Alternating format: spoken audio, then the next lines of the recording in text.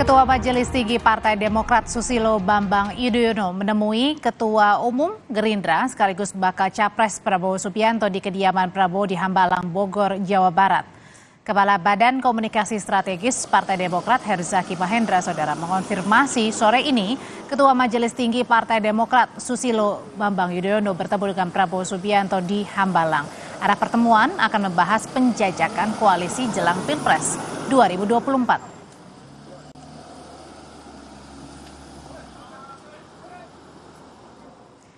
Saat dikonfirmasi Kompas TV lewat sambungan telepon, Kepala Badan Komunikasi Strategis Demokrat Herzaki Mahendra Putra bilang, saya lagi antar Bapak SBY ke Hambalang.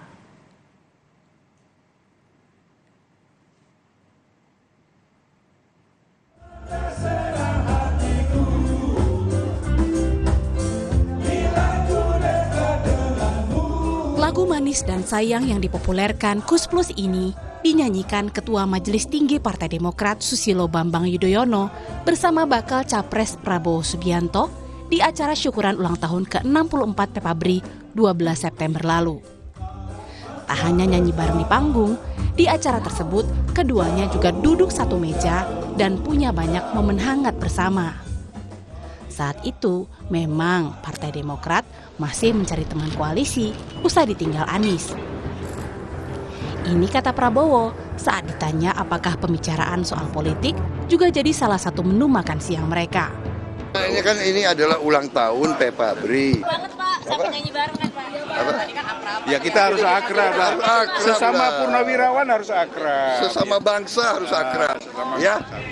Meski belum gamblang, Partai Demokrat telah melempar sinyal inisial calon presiden yang akan mereka dukung dalam Pilpres 2024. Bagaimanapun kata kunci yang disampaikan oleh Ketua Umum kami Mas Ahy adalah WO, ya, yaitu logo. Kami harus ikhlas kemanapun merapat, ya, semua anggota dewan kami, semua kader, semua pengurus, ya, ikhlas. Kode-kode merapatnya Partai Demokrat ke koalisi pendukung Prabowo Subianto diungkap Ketua DPP Golkar Dev Laksono. Ada Partai Biru, partai berwarna biru, partai warna biru yang dipimpin oleh seorang seorang pria yang amat tampan dan muda. Kapan Pak deklarasi? Segera. Mantan tentara. Apapun sinyal yang dilempar, kepastian arah dukungan Partai Demokrat tetap dinanti. Karena Partai Bintang Mersi ini menjadi satu-satunya partai di parlemen yang belum menentukan arah koalisi. Tim Liputan, Kompas TV.